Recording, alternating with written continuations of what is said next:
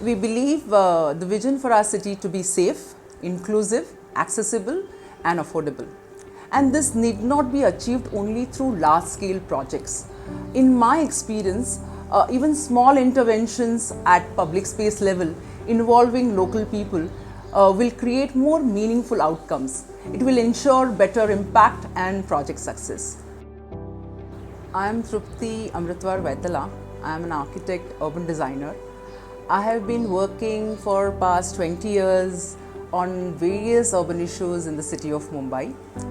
Through my NGO, Mumbai Environmental Social Network, I have been working on sustainable mobility, development of public spaces, public infrastructure, wastewater management. To share one of my experience of the project at Govandi, to understand how important community engagement is. Govandi is an extremely poor neighborhood and also has very challenging socio-political background. In such an area, local community came together. They established first ever advanced locality management. They also participated in development of a garden.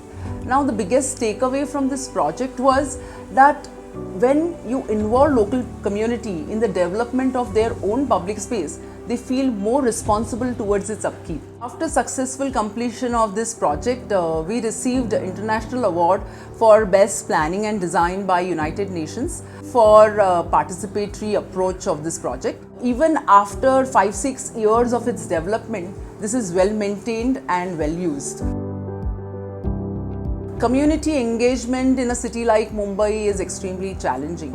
Firstly, because Mumbai is large, the population density is very high compared to anywhere in the world. Public spaces are scarce and land ownership is ambiguous. Right to use this land is always contested. For example, the conflict between hawking and shop extension, the conflict between pedestrian mobility and parking. Now, to add to that, the increasing income diversity is making the access to public spaces more and more unequal. At governance level, community engagement is a slow process, the time-consuming process. It requires manpower and often government agencies do not have such kind of a manpower or budget for mobilizing community. Thirdly, at citizen level, community feels that they are paying taxes and government agencies are not doing enough to develop or maintain public spaces. This is definitely an issue and clearly shows that there is a lack of trust. This widening gap between expectations can be resolved only through dialogue. We need to have various channels through which we can get all the stakeholders together. There are existing platforms like advanced locality management. There are various committees which can be strengthened. NGOs can be involved so that there is a much better dialogue between various stakeholders. At MESN, we have used various methods to involve community depending on the context. Before involving community into any project, I believe it's important to mobilize community and restore trust. And this can be achieved very effectively through sports and arts because it has tremendous power to generate positive spirit. Tree plantation, cleanliness drives, they are effective tools to mobilize community and create sense of belonging. Design competitions, you can generate a lot of ideas. We have organized one such international design competition on improving Kalanagar traffic junction and exhibited all the design proposals over the skywalk. It gave opportunity for local citizens to come, interact, understand the proposals and also give their feedback. Technology can be used very effectively in engaging people in planning and design process. In our infrastructure projects, community uses the software which we have developed to collect data in real time, which we integrate with our GIS system to come up with action plans. We have used Minecraft games to conduct our design workshops. community uses these games to come up with design proposals, and it is a fun activity. I think this kind of an involvement generates positive spirit, and they have better sense of ownership towards their public spaces.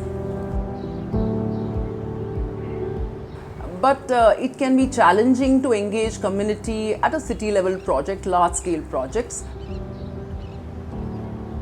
Peer review of eminent experts and citizens who can represent larger city is very important. They can undertake social audits for evaluating cost benefits of current or past projects to understand who is the actual beneficiary. And this evaluation of cost need not be only in terms of money. It is important to understand the cost with respect to time and convenience people are paying while the project is getting completed. Also, it is important to note that it is important to evaluate benefits for social and ecological protection. City is made up of complex system, and how any new urban intervention is going to impact any one of the system is very difficult to predict. Tactical urbanism acts as a test bed to test the proposal's fitment in the actual context with temporary arrangements like paint and bollards. It also gives time to observe the changes made at local level and its impact at a city level network. It also creates an experiential environment for people to participate and respond. And once all these parameters are satisfied, then city can think if they want to invest money to make all these changes permanent. We have done 3 pilots to show how consistent road width with lane discipline can improve traffic efficiency instead of having wider road with a bottleneck. Other 2 pilots which we did for dedicated bus lane, one at Haji Ali and other at BKC, to show when you take just one lane for buses, how it improves the overall efficiency and capacity.